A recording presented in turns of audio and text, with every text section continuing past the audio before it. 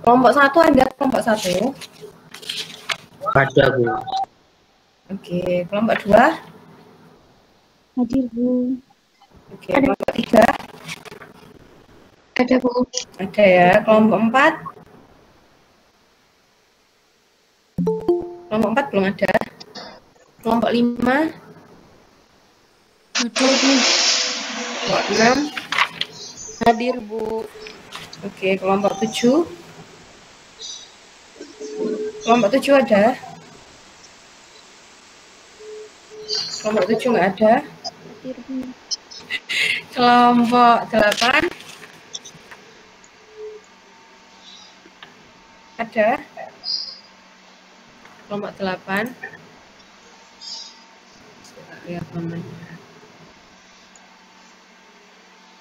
Kelompok 8 belum hadir. Dulu. Oke. Kelompok 9? Oke, kelompok 10? Hadir, Bu. Hadir, Bu. Oke, perwakilan dari tiap kelompok sudah hadir, maka bisa kita mulai ya. Baik, saya buka dulu. Assalamualaikum warahmatullahi wabarakatuh. Waalaikumsalam warahmatullahi wabarakatuh. Waalaikumsalam. Terima kasih teman-teman. Semangat pagi ini. Mohon maaf ya. Hari Jumat pagi-pagi saya minta ketemu untuk kalian seminar mengenai hasil laporan mini riset terkait kasus sistem sekolah. Seperti itu. Boleh kasus individu, boleh kasus sistem sekolah. Nah, teman-teman, karena waktunya mepet, seperti itu karena hari ini saya ngajar 2 kelas. Setelah ini jam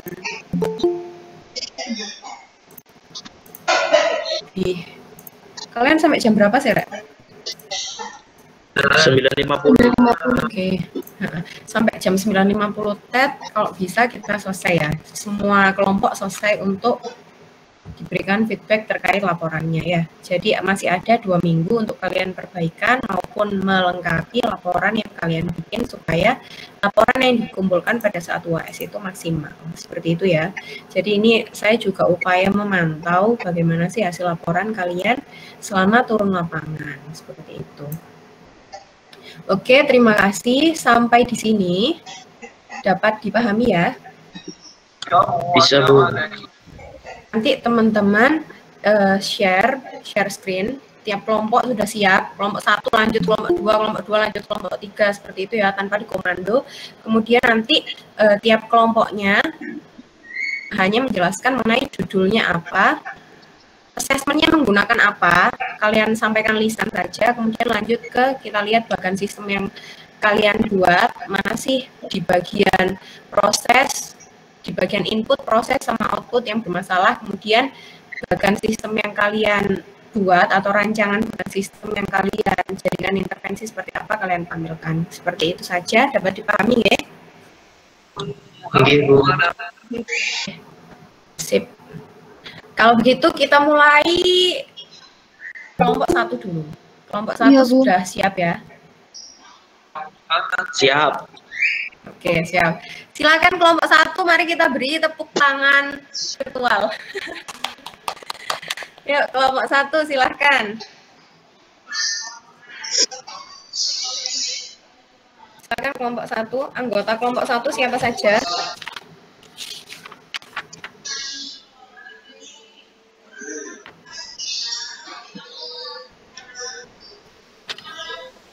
Hendrik. Yang katanya sudah siap. Mana kelompok 1? Kelompok 2 siap-siap juga ya? Kalau nggak kita langsung skip kayak gitu.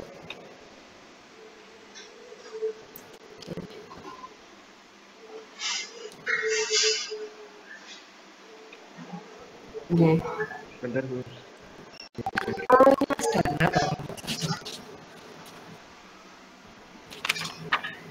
Silahkan kelompok 1 sambil disebutkan tugas masing-masing dari anggota kelompoknya apa ya.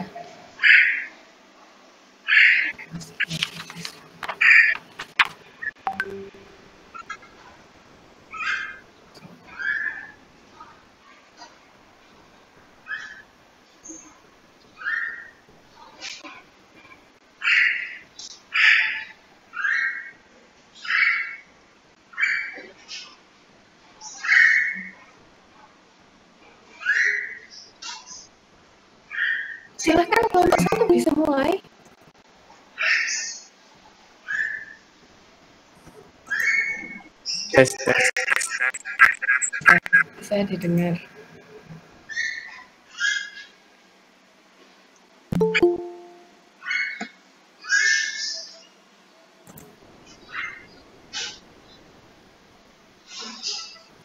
Oke, silakan.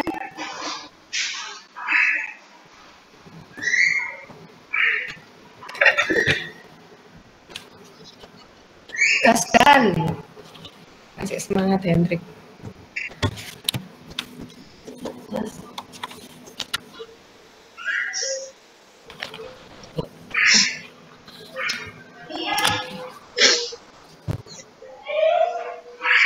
Silakan dari kelompok 1.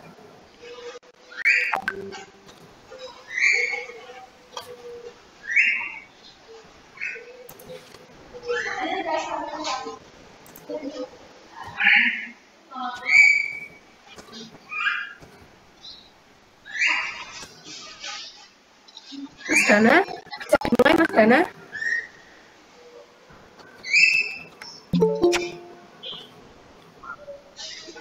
Maaf, jaringan WhatsApp-nya terputus, sebentar saya pindah di HP itu. Oke.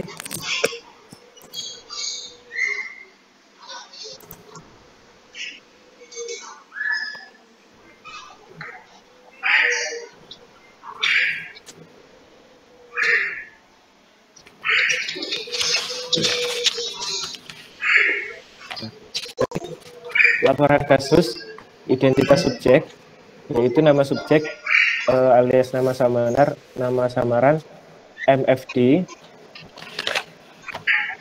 tahun 2011. Subjek merupakan anak kedua dari 2 bersaudara. SD Negeri 2 Telogomas Malang. Hobi subjek yaitu sepak bola. Kemudian alamat subjek di Kota Malang. Nama orang tua, nama ayahnya Bapak Suyatno, dan nama ibunya, nama Ibu Miyadik. MFD ini usianya berapa? MFD ini usianya 9 tahun. Usianya? Oke.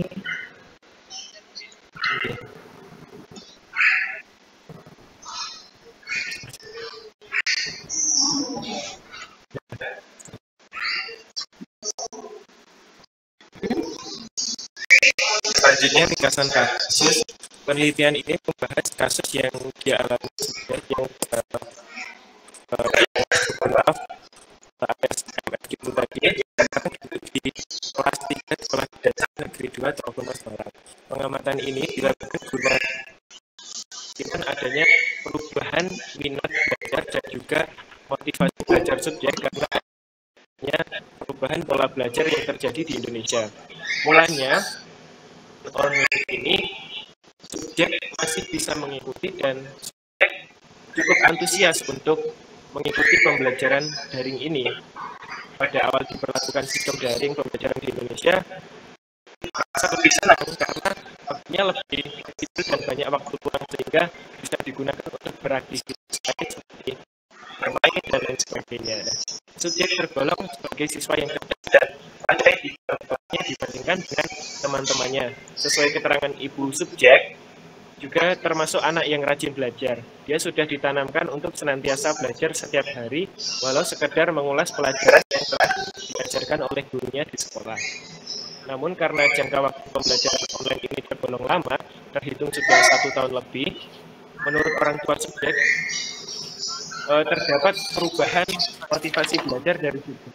Jadi sebenarnya subjek penelitian dari kelompok kita ini juga memiliki motivasi belajar yang baik, dikarenakan juga pola pengasuhan dan pendidikan dari kedua orang tuanya yang sangat baik, seperti orang tuanya menganjurkan dan mengajak subjek untuk belajar kembali setelah pulang sekolah dan mengulas pelajaran yang telah diajarkan di sekolah setiap malam seperti itu. Sebenarnya kegiatan itu sudah terpola setiap harinya. Sehingga subjek sebenarnya merupakan anak yang pintar di sekolahnya. Tetapi karena pandemi ini, pada mulanya subjek rajin, mau mengikuti Meet, mau mengikuti bersekolah daring, mengerjakan tugas, pada subjek mengalami perubahan cenderung mengabaikan perintah untuk mengikuti Meet dan lebih memilih main game online dan lain sebagainya.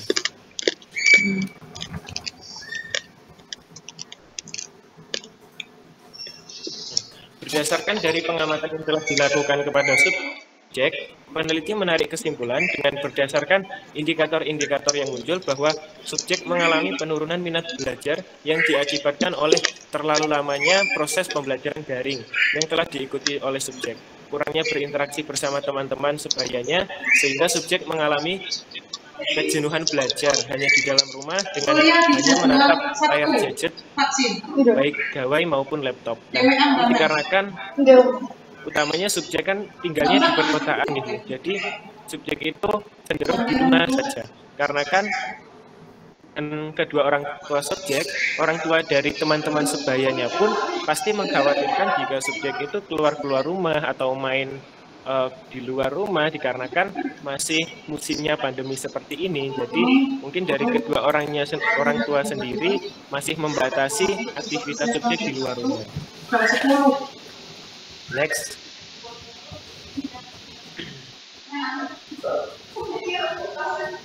Tujuan asesmen yang dilakukan kepada subjek ini bertujuan untuk mengetahui kebenaran spesifik yang dialami oleh subjek dan mengetahui kebenaran diagnosa awal yang telah disebutkan dalam hipotesis. Metode asesmen yang dilakukan pada penelitian ini adalah asesmen non-test, yakni menggunakan wawancara dengan orang tua subjek, dan subjek juga melakukan pengamatan observasi pada saat subjek melaksanakan pembelajaran sebelumnya.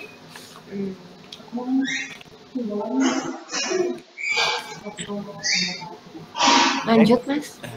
Pelaksanaan asesmen. Nah, ini pelaksanaan asesmennya kebetulan ini sebenarnya subjek ini masih sama dengan tema kelompok kami yang di mata kuliah sebelumnya, Bu. Jadi subjek ini juga merupakan salah satu muridnya Mas Hendrik ya, Bu.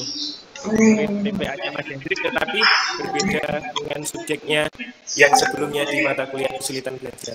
Jadi waktu itu kami melaksanakan asesmen pada tanggal 11 April 2021 di rumah. Kami memperkenalkan diri kepada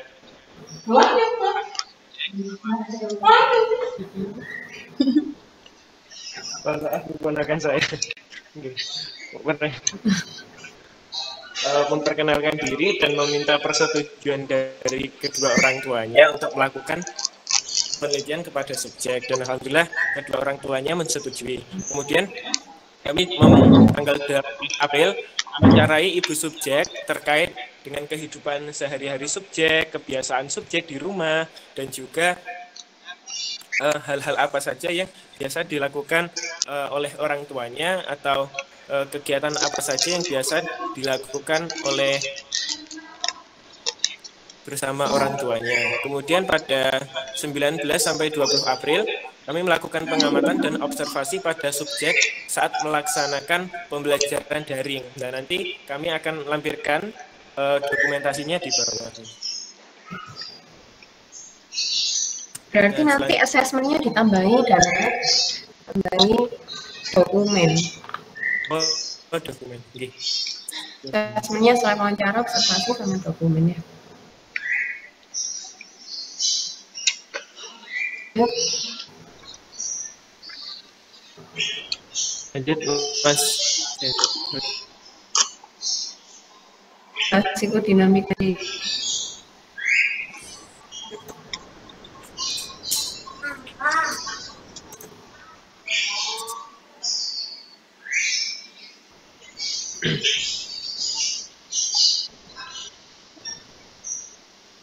psikodinamika menurut Marcella dan Cinder dari subjek MFD. Mohon maaf tadi usianya 10 tahun ya, Bu. Dari sudah ulang tahun. Di lingkungan fisik subjek tinggal di kawasan padat penduduk di salah satu pemukiman perkotaan di Kota Malang dengan tinggal bersama kakak, perempuan, ayah, dan ibunya. Individu MFD berada di situasi yang subjek sering menunda-nunda tugas yang diberikan guru, mengalihkan fokus pembelajaran tidur, main game, nonton YouTube, dan lain-lain. Subjek memilih diri dan lebih fokus dengan masa pandemi. Nah, ini sebenarnya sebelum masa pandemi ini subjek tidak memiliki kebiasaan seperti itu. Mungkin juga subjek sesekali main game, tetapi tidak seintens pada saat masa pandemi ini. Kemudian lingkungan sosial budaya subjek. Subjek merupakan anak yang mudah bergaul dengan teman sebayanya. Namun semenjak adanya pembelajaran daring ini, subjek cenderung mengurung diri di rumah dan fokus kepada gadgetnya untuk bermain game, nonton YouTube, dan lain-lain. Orang tua subjek juga kurang memperhatikan pola belajar pada subjek karena kedua orang tuanya bekerja. Kemudian, subjek merasa bosan terhadap pembelajaran online atau daring yang sudah berjalan lama lebih dari 1 tahun, sehingga subjek mengalami penurunan minat dan motivasi belajar dan mengalihkan proses pembelajaran kepada hal-hal unik juga karena dan dukungan yang diberikan dua orang tuanya. Kemudian, intervensi yang dapat dilakukan dari kelompok kami, yang pertama adalah dengan cara token ekonomi ini merupakan program perilaku di mana individu dapat memperoleh token atau penanda untuk berbagai perilaku yang diinginkan dan dapat menukar token yang diperoleh dengan penguat cadangan berupa benda, makanan, dan reward. Token ekonomi ini biasanya dapat berbentuk checklist, bintang, dan emoticon senyum dan sejenisnya. Nah, penerapan token ekonomi yang cocok pada usia subjek ya, subjek masih berusia 10 tahun, mungkin subjek kan masih senang dengan kayak gambar ataupun warna, dan juga subjek masih menyukai adanya reward. Jadi bisa diterapkan dengan langkah yang dilakukan adalah penilaian dilakukan dengan menilai kedisiplinan anak dalam mengumpulkan tugas di platform diskusi online. Setiap anak yang mengumpulkan tugas dengan tepat waktu maka akan mendapatkan 10 emoticon senyuman atau 10 emoticon itu. Nah, nanti seiring berjalannya waktu, dengan adanya tugas-tugas yang baru, jika subjek masih bisa melaksanakan tugas itu dengan baik dan tepat waktu, maka emoticon dan bintang-bintang itu akan semakin bertambah. Berbeda halnya jika subjek tidak mengerjakan tugas tepat waktu, dan lebih-lebih jika subjek tidak mengerjakan tugas, maka emoticon dan bintang-bintang itu akan dikurangi. Nah, pada tahapan terakhir, semua emoticon senyum dan emoticon bintang itu dihitung dan dikalkulasikan. Dan di sini peran orang tua juga sangat penting, dikarenakan orang tua harus bersedia untuk mewujudkan keinginan subjek atau memberikan reward kepada subjek atas prestasi yang telah dilakukannya. Kemudian yang kedua adalah psikoedukasi. Nah, pengertian psikoedukasi ini dalam Kode Etik Psikologi Indonesia dalam GIMSI tahun 2010 merupakan kegiatan yang dilakukan untuk meningkatkan pemahaman atau keterampilan sebagai usaha pencegahan dari munculnya gangguan psikologis dan untuk meningkatkan pemahaman bagi masyarakat terutama keluarga tentang gangguan psikologis. Nah, mengembalikan peran orang tua ini secara penuh terhadap anak merupakan cara yang ampuh agar anak mampu belajar dengan baik lagi. Salah satu cara agar orang tua berperan kembali adalah dengan psikoedukasi sebagai intervensi untuk menyadarkan orang tua akan terhadap atau motivasi belajar anak di masa pandemi seperti ini. Nah, berikut ini adalah dokumen-dokumen yang kami lakukan pada saat subjek pembelajaran daring. Nah, di situ kami lampirkan ada before dan after. Nah, before itu adalah foto yang difoto oleh kedua orang tuanya, Bu. Jadi pada saat itu subjek mengikuti meet, dan meet-nya itu atau foto dokumentasinya itu dibuat laporan kepada Bapak Ibu gurunya bahwa subjek benar-benar mengikuti meet. Tetapi lama-kelamaan subjek merasa bosan dan lelah dengan pembelajaran daring ini dan lebih memilih bermain game online seperti itu. Next. Nah, sama halnya ini dulu pada awal-awal pandemi subjek masih rajin untuk mengerjakan tugas dan mengumpulkannya di platform online dan dilaporkan kepada Bapak Ibu guru. Tetapi sekarang subjeknya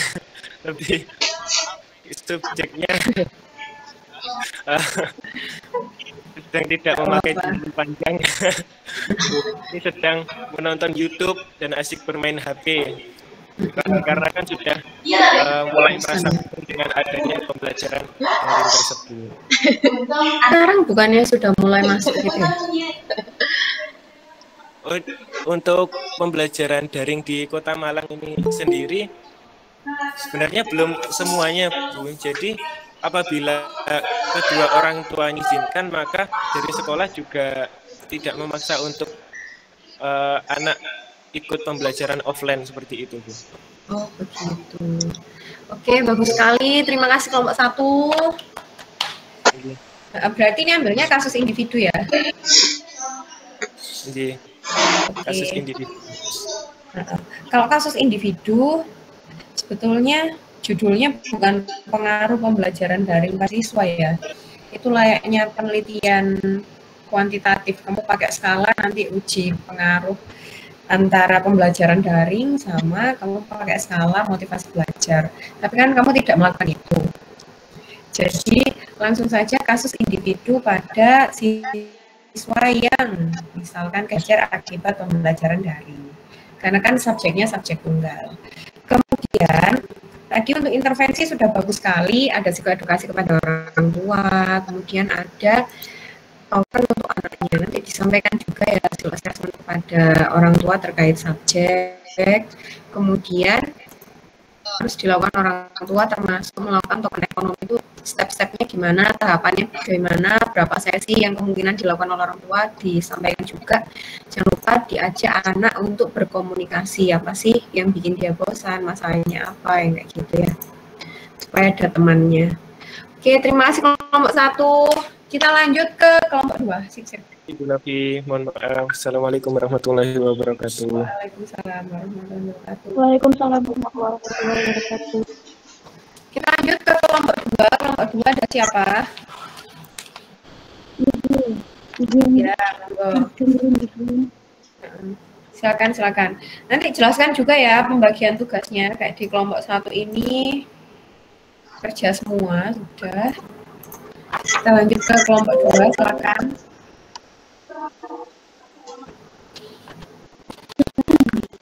Kelihatan. Ini juga kasus individu. Buatan Sistem. Oh, pembelajaran. Assalamualaikum warahmatullahi wabarakatuh. Jadi judul makalah itu pembelajaran sistem BTK kanak-kanak. Nah, anggotanya ada Alika Iza, Sani Aprianti, Risma Ana, sama Kak Eliana. Pembagian tugasnya yaitu Alika dan Sani itu memegang lapangan dan asesmen, saya dan Eliana itu memegang bagian pembukaan teori, dan untuk pengerjaan laporannya itu kita sama ratakan dan juga kita aktif diskusi dalam tiap tingkatnya. Lanjut, kita akan membahas tentang asesmen rasional yang pertama. Jadi asesmen rasional yang pertama ini yaitu ada observasi yang pertama untuk mengetahui kegiatan pelaksanaan pembelajaran yang diberikan di kelas, kemudian memastikan siswa mengetahui metode dan metode pembelajaran di kelas, secara lanjut mengetahui pandangan orang tua mengenai pembelajaran tersebut. Jadi sebuah kita itu ada 3. Yang pertama itu menggali informasi mengenai metode pembelajaran tersebut dan yang membuat menggali informasi mengenai paket pencapaian yang diberikan oleh orang tua pada pembelajaran kalistum, dan yang ketiga yaitu memberikan rekomendasi atau wawasan mengenai pembelajaran kalistum bagi aktivitas ringkasan kasusnya yang berdasarkan hasil observasi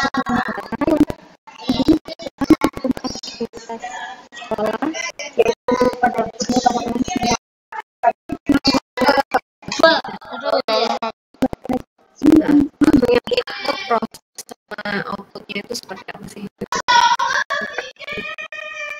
Berarti bagian informasinya sudah ditampilkan, namun kita nggak kelihatan itu Itu kayak Word aja. Nah, inputnya nggak ada buku-buku gitu tentang apa yang kelas-kelas. Ini kita langsung ke program gitu. Organisasi pendidikan bukan satu program. Program ini itu pengajarannya itu mengacu pada K13, namun tidak seutuhnya, jadi tetap disesuaikan dengan tempat PK itu sendiri. Yang nomor 2 yaitu menerapkan pembelajaran mengenai Charleston, namun ditekankan pada pengenalannya, bukan pada hasil belajarnya. Yang nomor 3, rancangan program kegiatan EPPD dan EPPN dilaksanakan, namun tetap disesuaikan dengan kondisi pembelajaran. Jadi biarpun meskipun ada RPPN dan RPPN, ternyata ketika pada pertemuan itu tidak tercapai, maka bisa selanjutnya proses belajar mengajar. Guru memberi stimulus pada anak berupa media yang disesuaikan dengan tema berdasarkan EPP. Jadi pada program pembelajaran untuk anak usia dini itu memang perlu menggunakan media pembelajaran agar anak tidak bosan dan terlalu monoton. Yang nomor 2, guru mengambil media pembelajaran seperti bunga mainan, media dan internet juga.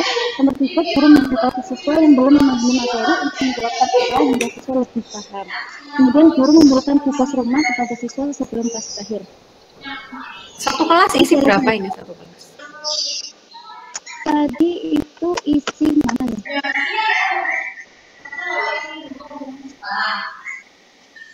Dua kalau nggak salah. Dimasukkan di input juga ya. Jadi kayak misalkan satu kelas isinya berapa anak?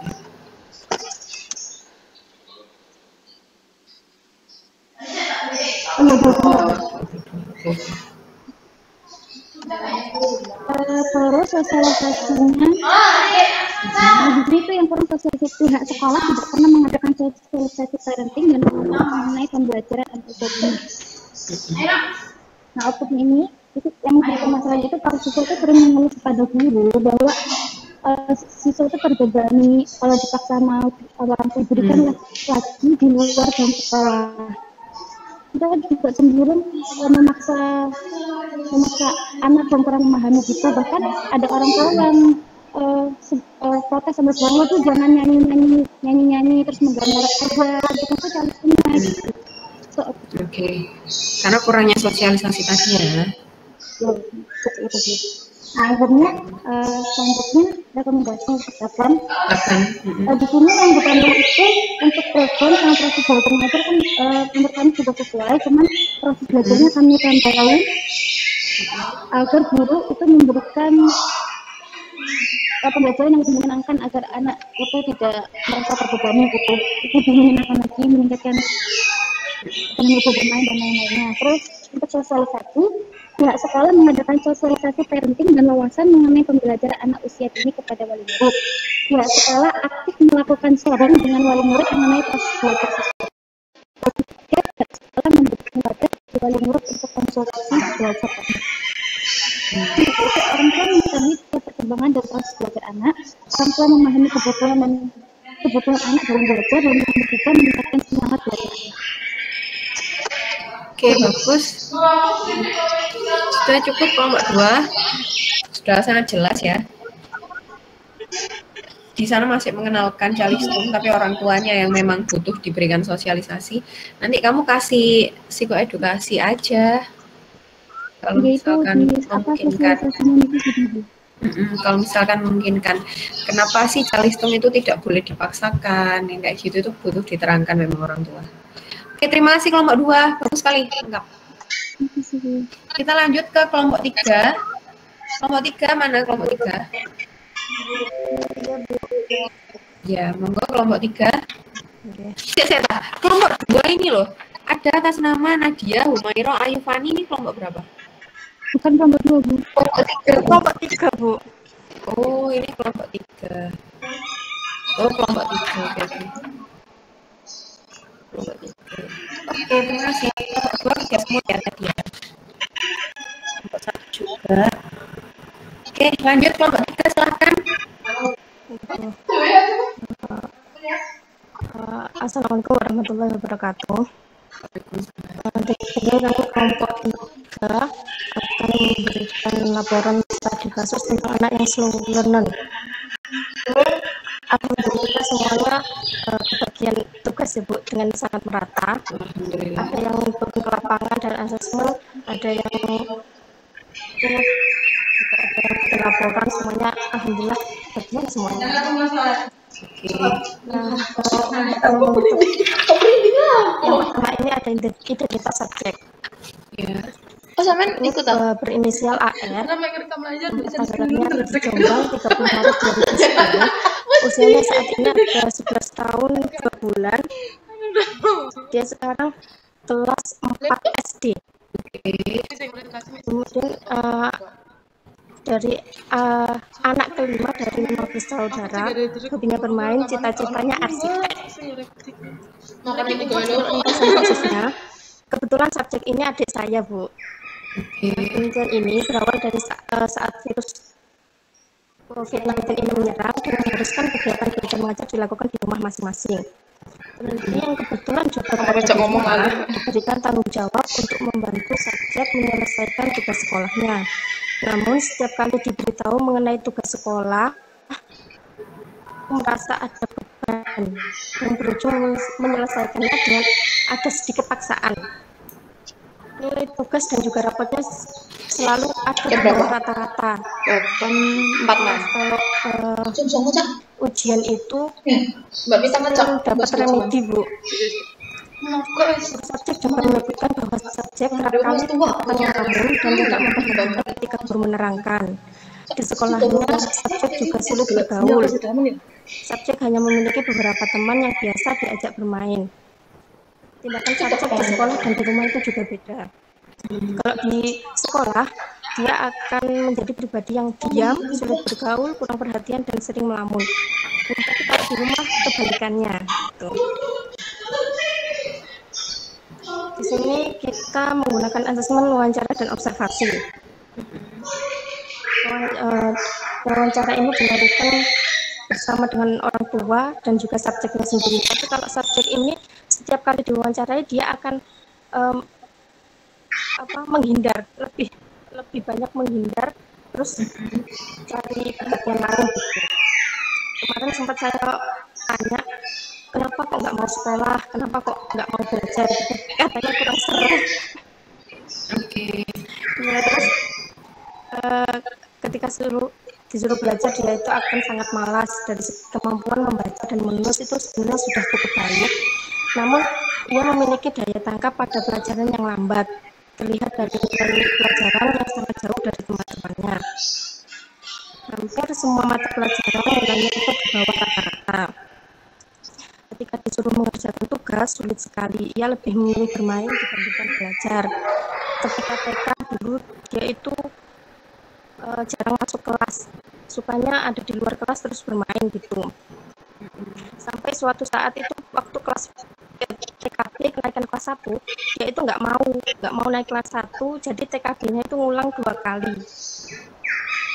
Nah, akhirnya naik kelas 1 itu pun juga karena ada paksaan. Jadi nggak benar-benar dia ingin naik kelas 1 gitu.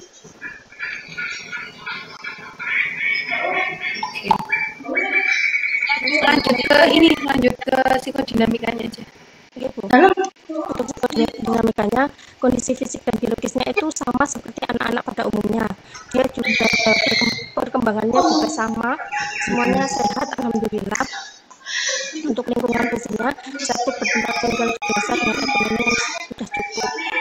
Subjek kalau di rumah itu juga kadang bermain sama anak seusianya yang tetangga gitu, Bu. Tapi kalau di sekolah nggak tahu, dia lebih ke pendiam anaknya.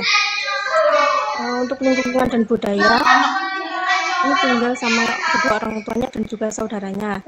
Namun memang subjek ini kurang dapat perhatian kalau di rumah. Soalnya orang tuanya itu kalau pagi sampai sore itu kan mengajar. Terus kalau saudaranya ini semuanya nggak ada di rumah, Jadi ada yang kuliah, ada yang mondok gitu. Jadi dia benar-benar di rumah itu sendiri. Kalau pagi sampai sore, nanti sore sampai malam itu baru ketemu orang tuanya. Jadi udah Kak, tinggal capeknya aja gitu Bu. Dari sisi psikologisnya sendiri, subjek mengalami kekurangan dalam motivasi belajar dan juga intelijensinya rendah, sehingga subjek sering mengalami keterlambatan dalam memahami materi pembelajaran. Di kondisi psikologis, tipenya seperti ini, jadi kayak intelijensi subjek tergolong rendah. Rendahnya itu berapa sih? Pernah nggak? Belum. Gini, intelijensi subjek tergolong lambat belajar sehingga sering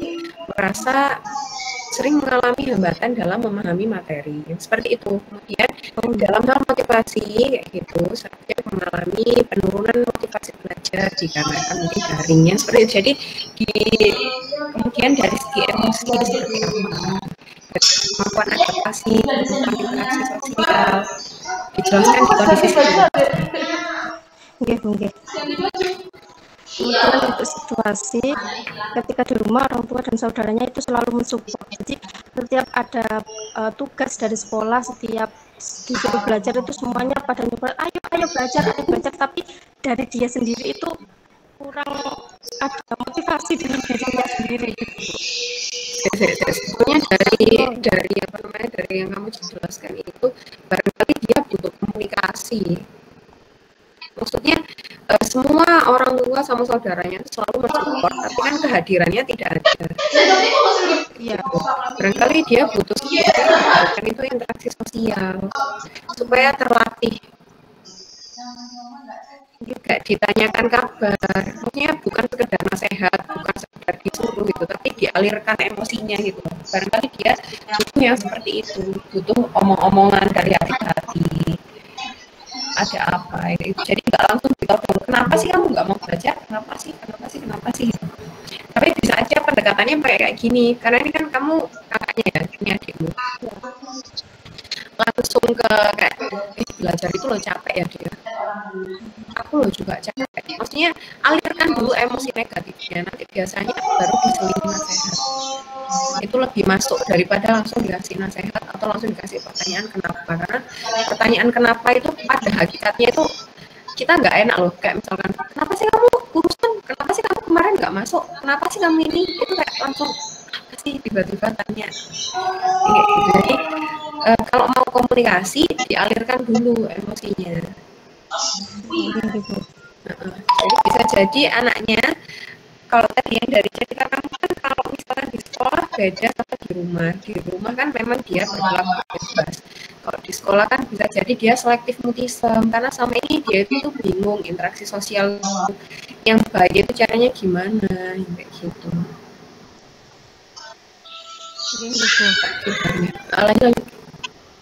Kemudian untuk perilaku, subjek itu sering melamun ketika guru menjelaskan.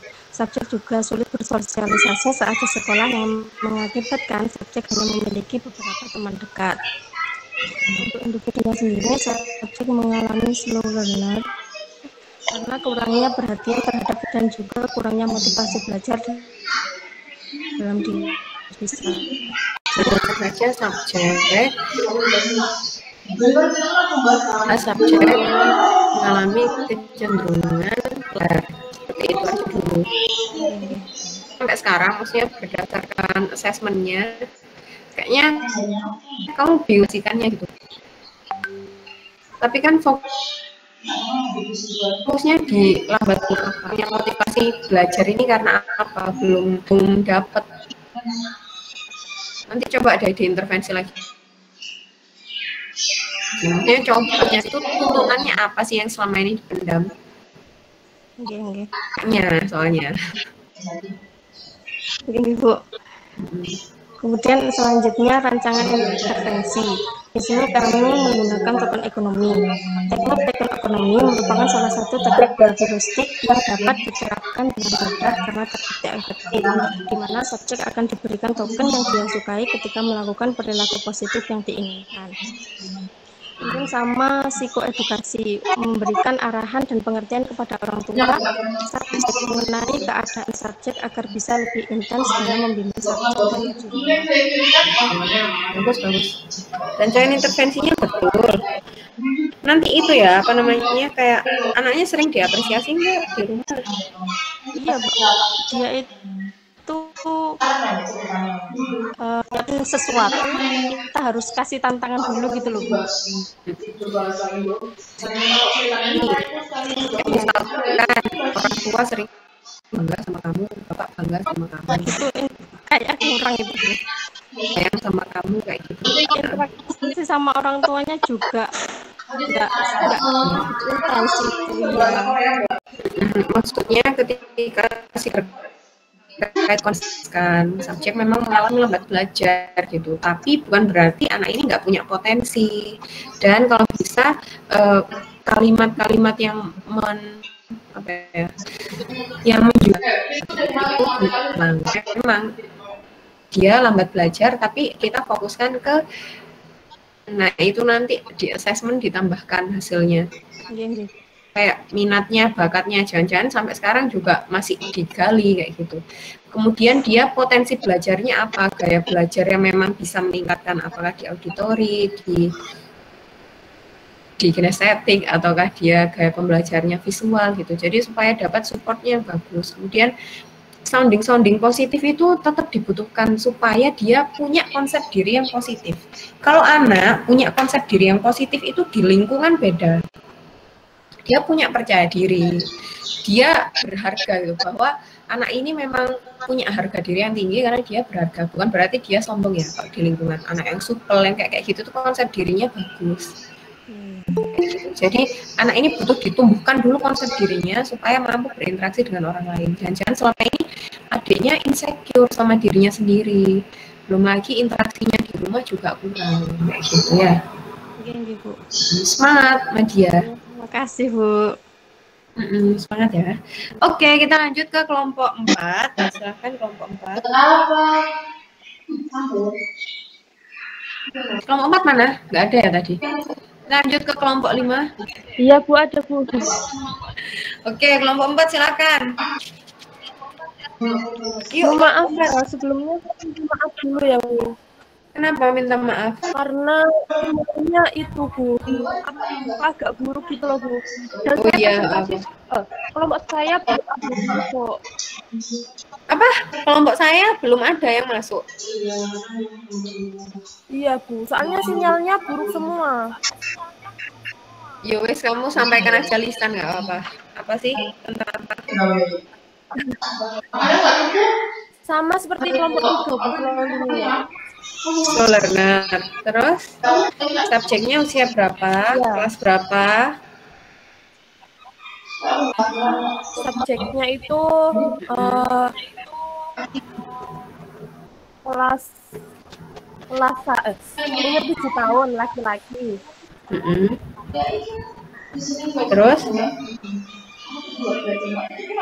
usianya? Usianya 7 tahun. Kelas? Dua kalau nggak satu. Kelas 1 ini.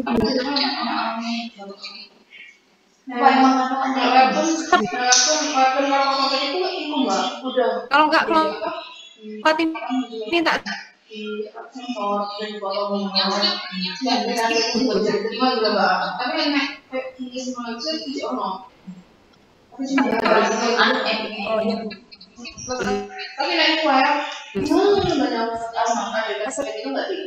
soalnya kan berbahasa Inggris dan wawancara kepada kepada guru kelas. Terus tugas-tugasnya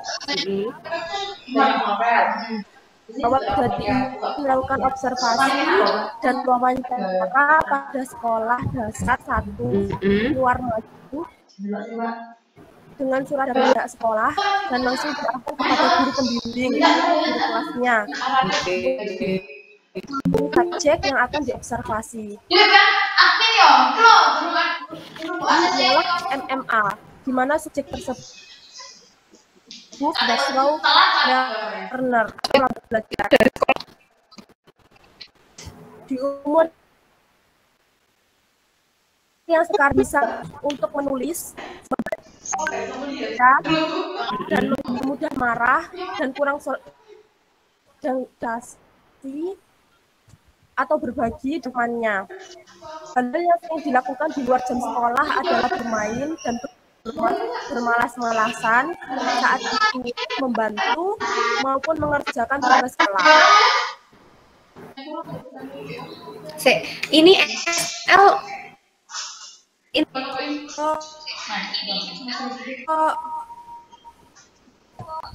kayak jadi ini di perasaan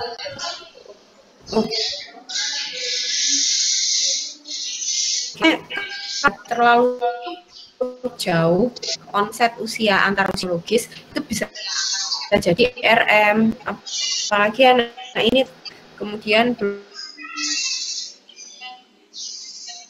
gimana? Ya, kalau itu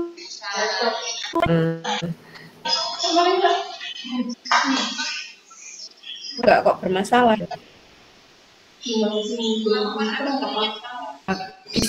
Soalnya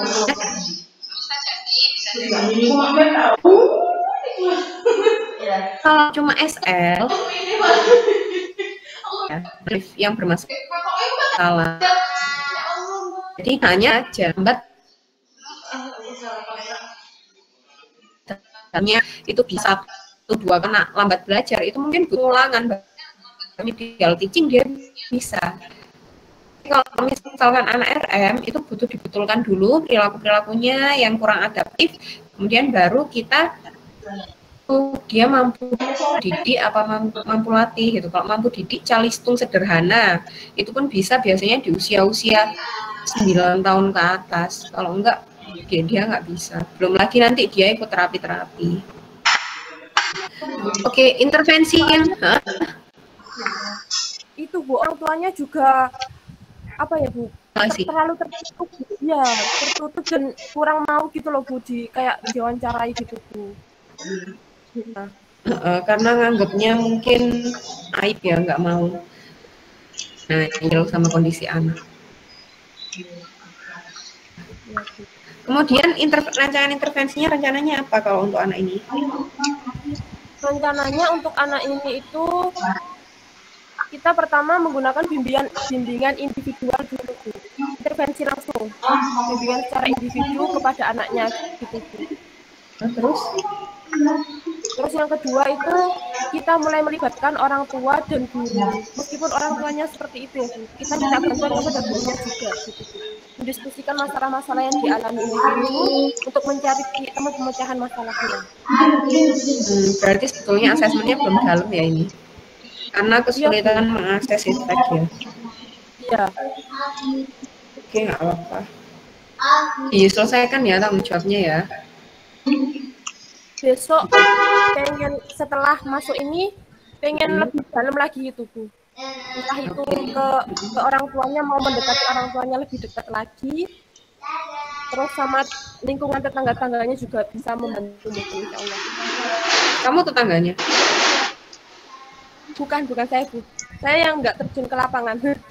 Oh, oke, terima kasih. Kelompok 4 nanti dilengkapi ya, karena kan nggak bisa menampilkan, jadi saya juga nggak bisa koreksi. Tapi dari ceritanya tadi, coba pastikan lagi apakah itu betul-betul SL ataukah ada kecenderungan dia malah ke RM. Mumpung usianya masih 7 tahun kayak gitu ya.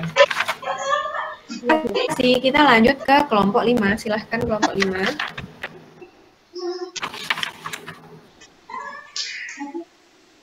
Kelompok 5 ada? Kelompok 5. Silakan kelompok 5. Iya Bu, ada nunggu teman. Nunggu teman siapa aja temannya? Ini Maulida. Terus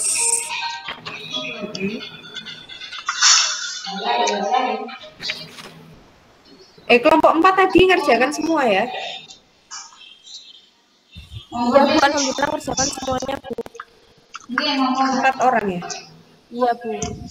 Oke, sekarang kita ke kelompok 5. Individu kecanduan game online. Oke. Silakan kelompok 5. Ya Bu, di sini yang bagian turusin ke lapangan Risna, terus yang Adel bagian buat PPT, terus yang Maulida bagian buat laporan, buat apa? Betulin laporannya. Terus yang Urvia ini buat laporan. Jadi sama-sama buat laporannya tuh bareng-bareng Bu, tapi dibagi rata gitu. Oke. Oke, silakan.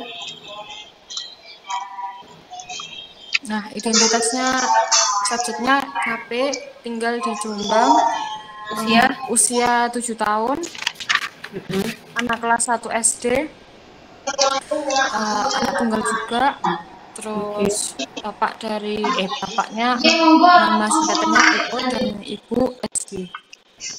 Oke, lanjut.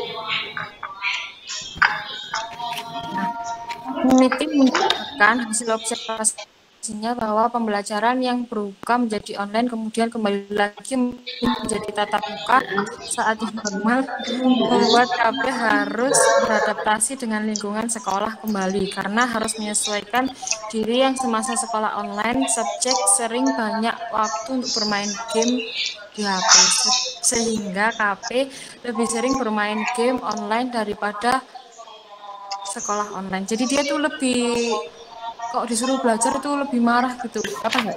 Mana ya, Bu? Kalau disuruh belajar itu marah gitu, Bu. Lebih memberatkan ke game online-nya gitu, Bu. Oke.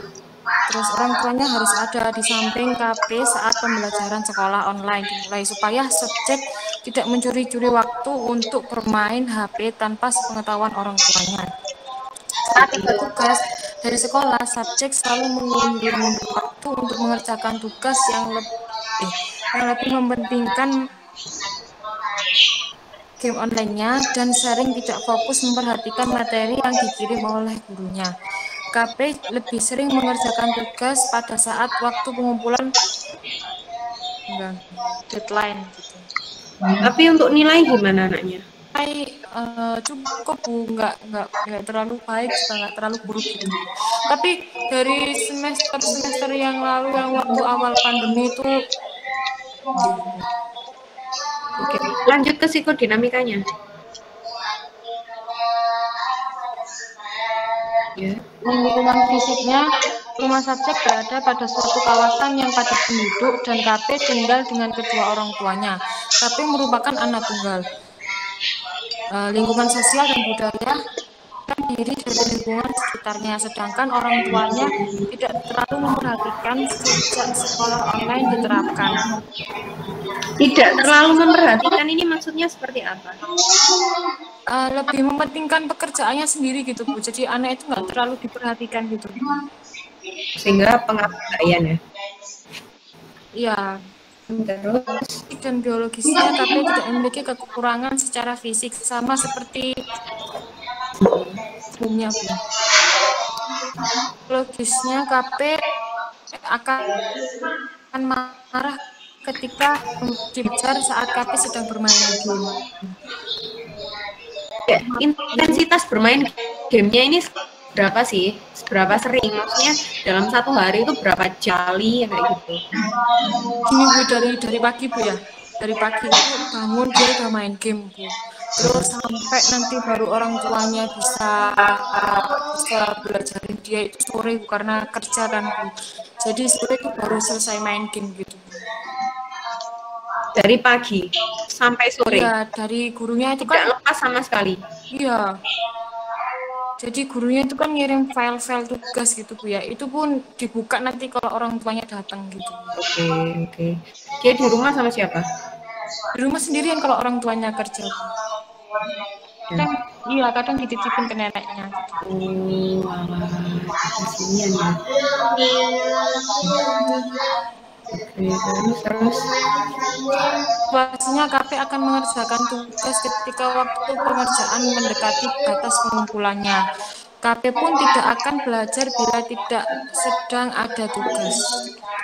KP akan memilih untuk bermain bersama akan bersama dengan teman-teman sekitarnya. Sudah selesai. Alami penurunan motivasi belajar akibat dari orang tua dan kami sering bermain game gitu. Kamu lihat di DSM 5 ada tentang ya, gangguan kecenderungan itu ada. Jangan sampai anak ini sampai ke situ. Jadi KP diduga mengalami game online seperti itu, ada menurunnya motivasi belajar. Okay. Itu. Nah, selain itu, KP-nya itu juga karena Oke, lihat kita intervensi yang kamu berikan apa? Mbak, monggo geser, Mbak. Geser, Mbak. Intervensinya itu memberikan sanksi ketika anak melewati batasan waktu yang bermain game. Itu sanksi. Orang tuanya dua-duanya itu kerja. Ya. Kadang tuh neneknya Bu yang ngelarang sampai HP-nya itu dirampas gitu. Terus mengisi waktu luang anak dengan hal yang lebih positif, misalkan mengerjakan tugas sekolah atau berkunjung dengan sanak saudara dan belajar sama orang tua atau bermain itu kalau hari Sabtu sama Minggu. Isi waktu luang anak dengan hal yang lebih positif, mengerjakan tugas. Mengerjakan tugas itu mungkin bagi kita positif, bagi anak itu hal yang menyeramkan. Kalau misalkan hal yang lebih positif, ajak olahraga, bermain bola bersama, kayak gitu. Atau kalau enggak, membaca cerita, membaca buku, diajak beli buku, kemudian nanti dibaca ya, janji ya, nanti kemudian pakai token, ya kayak gitu loh. Jadi hari ini, nanti kalau sudah bisa, kalau membaca buku ini, ceritakan ke Umi atau Ibu ya kalau pulang, nah kayak gitu. Kamu ceritain ini. Nah, di buku-bukunya itu terkait hal-hal yang positif atau role modelnya yang positif. Atau kalau enggak, kasihin video pembelajaran yang menyeramkan bagi anak ya. Kayak kartun yang lucu tapi ada penanaman nilai moral apa. Oh iya. Karena kan orang tuanya memang nggak punya. Iya Bu. Lanjut. Kan tentang orang tua itu pernah sih saya waktu penelitian itu orang tuanya kayak iya saya mau sekolah di sini gitu. Tapi orang tuanya sibuk ya. Jadi dilematis sih. Dilematis. Nggak ada yang salah kalau di posisi ini kayak gitu. Yang penting dibutuhkan anak itu sebetulnya. Tapi kualitas waktu, jadi quality time sama-sama keluarga itu yang dibutuhkan. Jangan-jangan orang tuanya sudah sibuk seharian, kemudian pulang capek, kreatif yang dikasihin ke anak, yang seperti itu. Akhirnya anak itu nggak dapat interaksi yang bagus, komunikasi yang bagus, dan melarikan dirinya itu ke game online, di mana di situ dia seperti yang kayak gitu loh. Misalkan sempat kamu kasih psikoedukasi ke orang tua terkait punya potensi subjek ini anak pada umumnya yang punya kecerdasan anak pada besar, apalagi anak-anak pintar itu proses melarikan dirinya.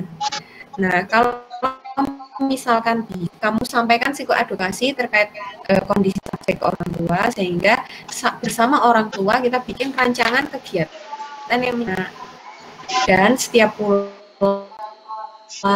dikasih ke anak, nanyain kabarnya gimana hari ini bermain apa aja hari ini, kemudian bijak dengan teknologi. Nah, itu butuh disampaikan ke anak. Menyampaikan kejelasan tentang bahaya kecanduan bermain game. Tapi dengan ini kan masih kelas 1 SD, masih 7 tahun. Kenapa sih nggak boleh lama-lama gitu? Sampaikan dengan bagus cerita yang menarik, yang kayak gitu, supaya anaknya tahu, kemudian kasih batasan-batasan. Iya Bu, siap Bu. Oke, terima kasih kelompok 5. Kita lanjut ke kelompok 6.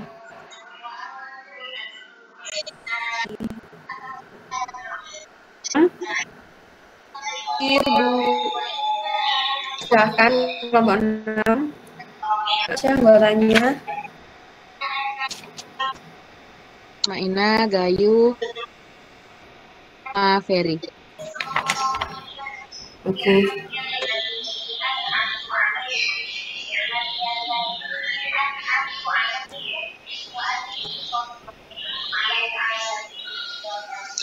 Ya, jadi Bismillahirrahmanirrahim. Assalamualaikum warahmatullahi wabarakatuh. Kami dari kelompok 6 dengan judul meningkatkan motivasi belajar selama masa pandemi pada siswa kelas 4 SD Pakis Jaya, Surabaya. Nah, dengan anggota kelompok Amalia Mutmainah Lundeto, Gayu Harimurti Wiono, Mazia Ulfa, dan Novian Ferry Setiawan. Alhamdulillah semuanya mengerjakan, Bu. Semuanya kebagian tugas. Dan untuk metode asesmen dan rasionalnya, kita menggunakan observasi dan wawancara. Observasi untuk mengetahui pelaksanaan kegiatan pada pembelajaran secara daring. Wawancara untuk kepala sekolah dan guru itu untuk mengetahui gambaran tentang proses pelaksanaan kegiatan belajar mengajar dengan sistem daring yang telah dilakukan. Dan wawancara orang tua siswa itu untuk mengetahui pandangan orang tua siswa terkait dengan sistem pembelajaran secara daring. Nah, untuk hasil... Tanya dulu, di sini daringnya pakai apa? Dengan sistem grup ya Bu, biasanya grup WA, tapi beberapa kali itu guru-gurunya mengkombinasikan dengan video-video pembelajaran, Bu. Oke, nah kamu kasih tambahan metode asesmen satu lagi tentang dokumen. Nanti kamu kasih screenshot contoh grup WA-nya atau video-video yang dikirim guru itu seperti apa di laporan ya. Ya, Bu. Jadi tentang gambaran. Terus lanjut. Untuk hasil asesmennya sendiri ada hasil wawancara dan juga observasi. Untuk wawancara ke kepala sekolah itu para siswa tergolong yang ekonominya menengah ke bawah. Nah, kepala sekolah juga berinisiatif untuk membagi metode belajar dengan dua cara, yaitu ada daring dan juga ada luring. Nah, daring ini untuk siswa yang ada atau yang mempunyai handphone masing-masing, akan tapi untuk tidak mempunyai HP memfasilitasi dengan cara pembelajaran metode luring. Akan tetapi karena kurangnya motivasi belajar, jadi pada saat teman saya Gayu itu observasi ke sekolahnya langsung, itu tidak ada satupun siswa yang mengikuti kegiatan belajar dengan metode luring itu. Seperti itu. Terus selanjutnya hasil wawancara dengan kepala sekolah memberikan pelatihan kepada para guru. Dengan guru, berdasarkan hasil wawancara dengan wali kelas di sekolah dapat disimpulkan bahwa guru sudah berusaha untuk menyampaikan materi dengan baik dan sebelum mengajar mereka juga menggunakan pedoman terlebih dahulu. Nah, terdapat beberapa kendala seperti yang tadi, mungkin ada beberapa anak yang tidak mempunyai HP atau ada beberapa anak yang harus bergantian HP tersebut dengan kakak atau dengan orang tuanya. Nah, untuk hasil wawancara dengan wali murid itu beberapa orang tua siswa mengatakan bahwa pembelajaran secara daring dapat mengakibatkan anak tidak fokus dalam mengikuti pembelajaran, cenderung malas, kurang antusias ketika menerima materi. Anak jadi untuk hasil observasi seperti yang sudah saya jelaskan tadi sedikit, observasi dilakukan pada saat kegiatan belajar dimulai melalui grup WA, mulai dari penugasan tugas. Nah, adapun observasi KDM secara luring, akan tetapi tidak ada siswa yang mengunjungi sekolah pada saat teman saya mengobservasi sekolah tersebut. Mungkin bisa lanjut ke bagian sistem. Untuk input siswa yang dimiliki SD Pakis Jaya sebanyak 83 siswa laki-laki dan 48 siswa perempuan dan memiliki 6 rombongan belajar. Status sosial ekonomi siswanya adalah menengah ke bawah. Orang tua para siswa-siswa sebagian besar adalah tamatan SMA dan di kelas 4 ini terdiri dari 23. Untuk gurunya, guru yang dimiliki SD Pakis Jaya ini berjumlah termasuk kepala sekolah. Guru yang dimiliki SD Pakis Jaya bergelar sarjana.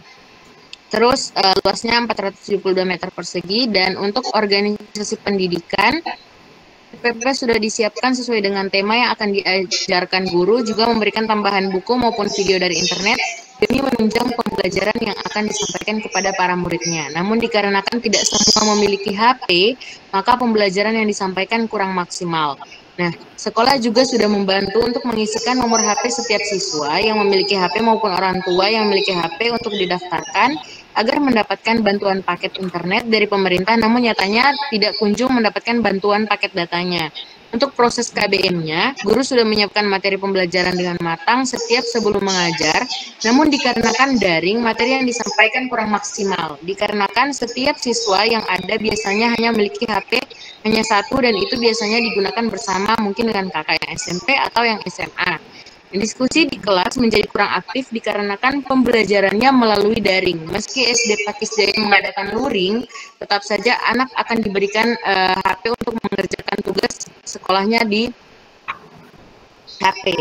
Sosialisasi untuk sosialisasinya, sekolah sudah memberikan sosialisasi tentang ketersediaan fasilitas sekolah untuk membantu siswa yang tidak memiliki HP dalam mengerjakan tugas di sekolah dengan tetap mematuhi protokol kesehatan.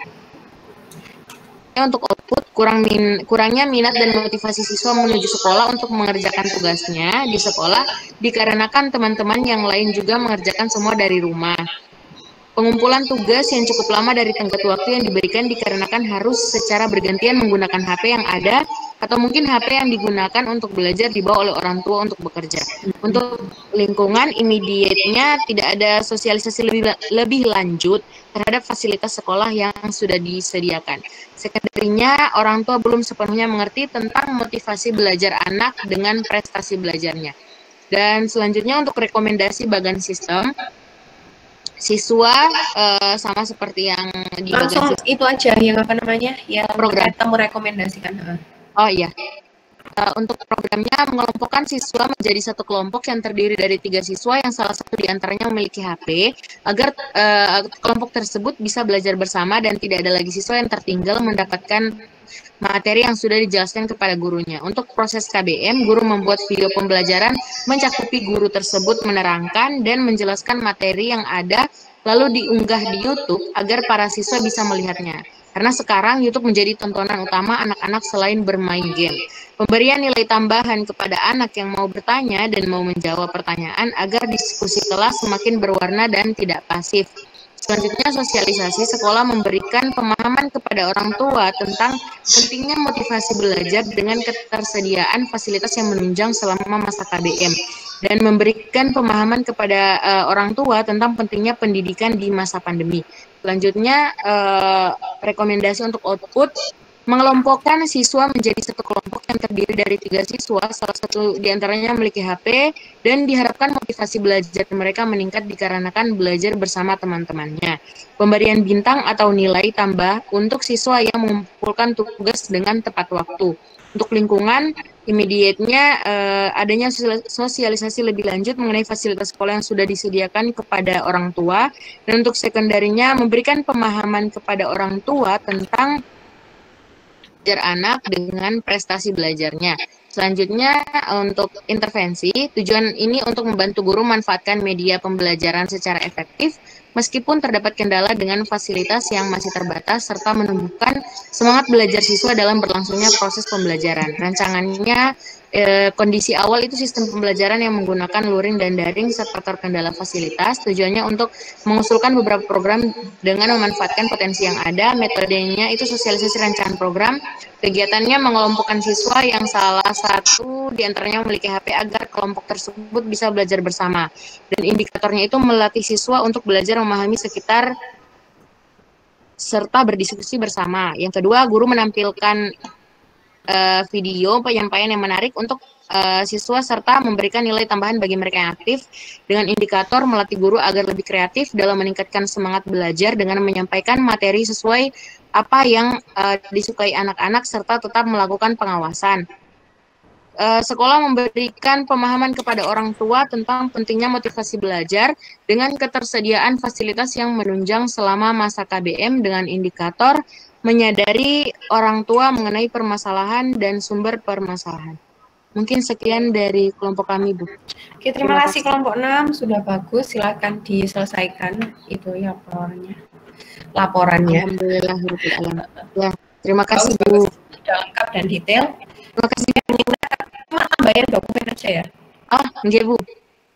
Kemudian kita lanjut ke kelompok 7. Kelompok 7 ada. Kelompok 7. Ada Bu, ada Bu. Silakan Mas Sulhan. Oke. Kelompok 7 siapa saja Mas Sulhan? Ada Adwia Nur Soleha. Terus bentar, Bu.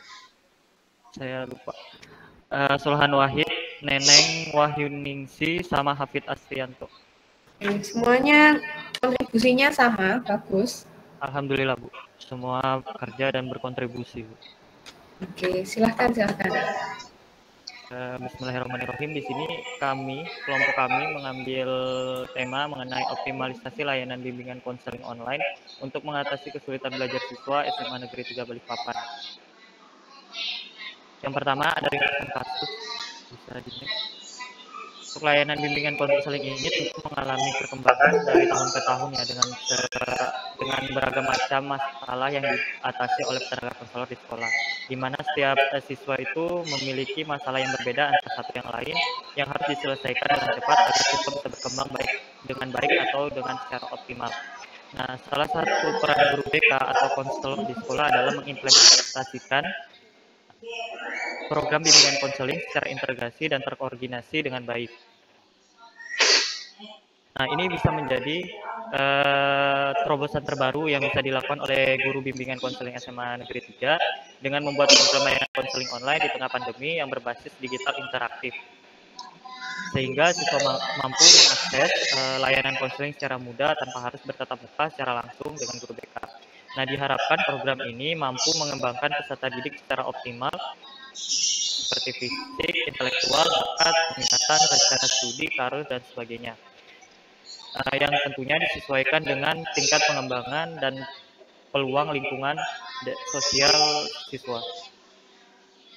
Selanjutnya ada metode asesmen dan rasionalisasi yang kami gunakan. Dari asesmen yang kami gunakan yaitu observasi dan wawancara. Observasi kami lakukan untuk mengetahui pelaksanaan kegiatan layanan konseling online di SMA Negeri 3 yang diberikan kepada siswa dalam mengatasi hambatan belajar. Cara kepada guru BK atau guru bimbingan konseling dari SMA Negeri 3 sendiri, yaitu dengan menggali atau mencari tahu untuk bentuk pelaksanaan kegiatan layanan konseling online di SMA Negeri 3 Balikpapan terkait dengan proses pelaksanaan, perangkat apa saja yang diperlukan. Wawancara kepada siswa-siswi. Nah, wawancara ini itu untuk mengetahui seberapa efektif dan optimalnya layanan konseling online yang dilakukan tenaga konselor SMA Negeri 3 dalam mengatasi hambatan belajar siswa. Untuk waktu asesmen kami lakukan yaitu dari tanggal 21 April sampai dengan 4 Mei 2021. Observasinya itu kami lakukan di SMA Negeri 3 di ruang BK dan ruang IT dan studio mini SMA Negeri 3. Nah, yang kami observasi yaitu mengenai perangkat, sistem, dan tenaga konselor berkaitan dengan proses dari layanan konseling tersebut. Next. Nah, untuk hasil observasi sendiri itu menggunakan media konseling kepada siswanya itu sangat bervariasi, disesuaikan dengan tujuan dalam mengatasi permasalahan atau hambatan siswa, dengan tujuan untuk memudahkan siswa dalam mengakses layanan konseling online. Pada hasil wawancara dan observasi yang dilakukan kepada guru SMA Negeri 3 Balikpapan menggunakan media yang berupa situs website, video conferencing, dan kunjungan rumah. Layanan konseling online juga bisa disesuaikan dengan kebutuhan siswa secara umum. Para tenaga konselor SMA Negeri 3 juga menggunakan layanan interaktif seperti situs web yang dapat memudahkan siswa untuk mengakses layanan konseling secara optimal. Untuk datanya sendiri, kami menemukan data hambatan ini data yang kami temukan dari tenaga konselor SMA Negeri 3. Data berupa hambatan yang dihadapi pada siswa pada saat melakukan layanan konseling online. sekitar 80% siswa mengaku susah mengakses internet. Terus sekitar 45% itu mengaku kurangnya dukungan perangkat seperti ponsel pintar dan laptop. Sekitar 28 sampai dengan 10% itu adalah aktivitas rumah dan lainnya yang dianggap mengganggu. Untuk hasil wawancara sendiri, lanjut ke Bagan.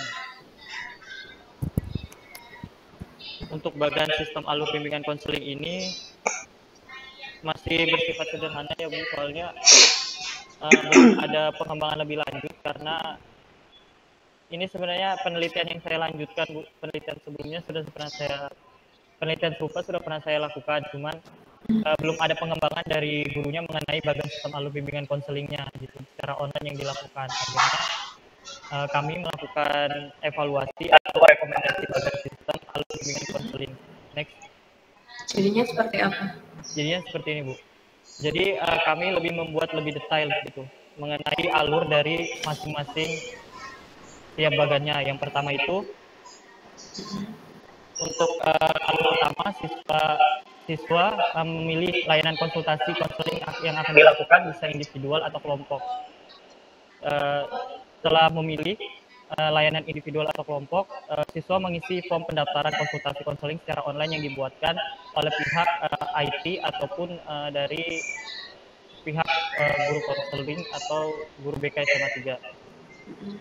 Setelah itu, individu akan mengidentifikasi layanan individualnya yang ingin dikonsultasikan, apakah karir, hambatan belajar, atau prestasi akademik. Sedangkan kalau kelompok itu berkaitan dengan prestasi atau kedisiplinan atau etika dari setelah itu, setelah mengidentifikasi problem yang dihadapi siswa, kami tenaga konselor akan melakukan need assessment.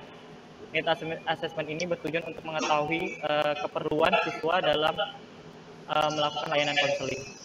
Selanjutnya adalah proses konsultasi dan konseling yang setelah melakukan proses konsultasi dan konseling ada berupa pelaporan hasil pemeriksaan siswa kepada pihak yang dianggap berkaitan. Pihak tersebut bisa dikonsultasikan kepada pihak wali kelas ataupun orang tua siswa. Nah, setelah dievaluasi akan dilakukan monitoring. Monitoring ini akan dilakukan satu bulan sekali untuk siswa yang benar-benar mengalami permasalahan yang berat dan 3 bulan sekali untuk siswa yang tidak mengalami permasalahan yang berat atau masih bisa diatasi sendiri. Ini bisa tambah satu lagi Mas, alih tangan kasus jika diperlukan.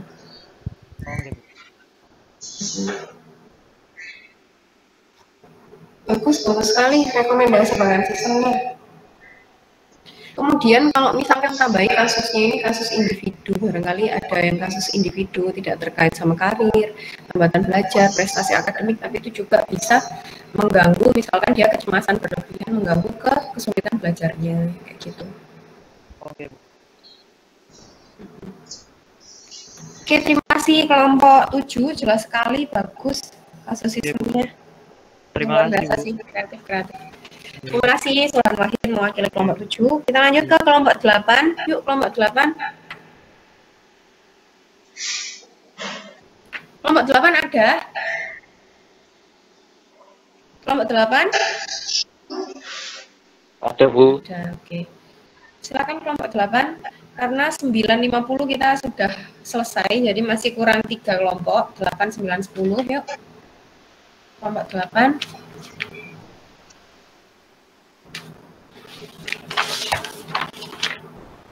Oke, silakan kelompok 8.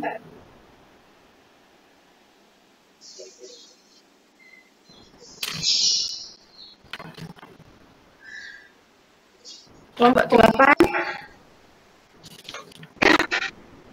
Ya, Assalamualaikum warahmatullahi wabarakatuh. Kami dari kelompok 8 yang beranggotakan ya Rahmat Ramadan, Bayu Haji, Wildan Fawadin Haji, dan Audi Mansa Demansa. Kerja sesuai misalnya.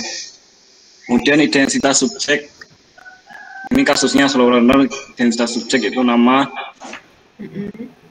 inisial FLH, tanggal lahir 22 November 2009, yaitu umurnya yaitu 12 tahun, jenis kelamin laki-laki, anak satu dari anak kedua dari 2 bersaudara. Kemudian sekolahnya di MI. Oke. Next. 9 tahun kelas 6 ya? 12 Bu, 12 tahun. Oke.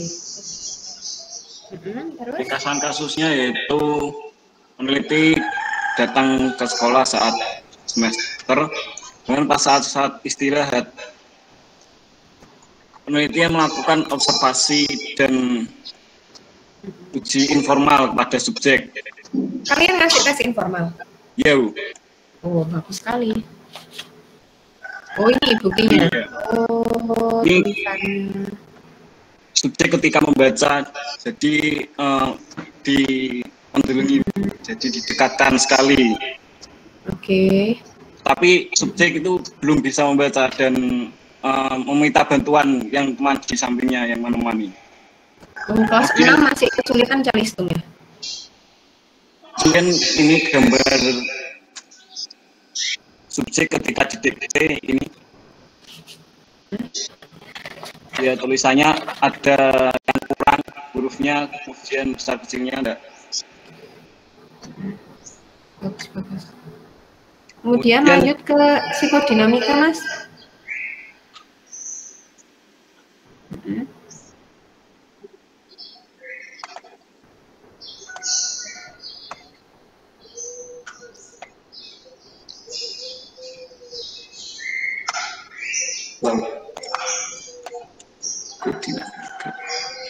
Ini lingkungan fisik rumah subjek berada di kawasan penduduk di sebuah pedesaan jauh dari pusat. Kemudian kondisi fisik dan seperti Anda tidak memiliki dan tidak memiliki sakit bawaan.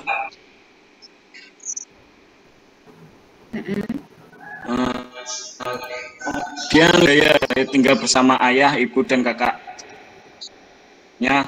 Dan samping rumahnya terdapat rumah nenek yang tinggal bersama paman dan bibinya. Biasa dalam berinteraksi dengan teman-temannya. Subjek tidak keluar rumah. Oke. Kondisi psikologis ini subjek sering emosi negatif. Subjek suka menang sendiri, subjek kurang dalam aspek kognitifnya, kurang dalam memahami sesuatu yang baru. Kemampuan akademik subjek di bawah teman-temannya, ini dari hasil wawancara dari gurunya. Kognitif itu biasanya di atas, baru kepribadian di bawah. Situasi. Oh iya. Kemudian situasi kesulitan menulis, membaca, dan mengerjakan tugas di kelas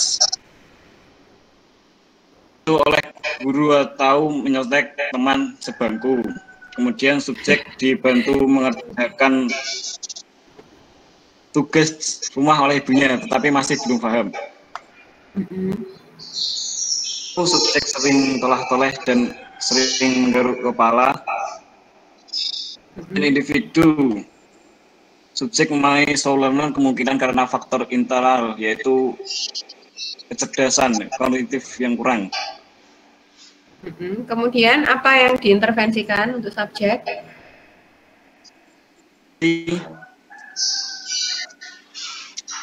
Intervensi yaitu ini ya, tujuannya itu membantu anak melepaskan emosi yang kuat. Ini menggunakan art terapi, yaitu clay.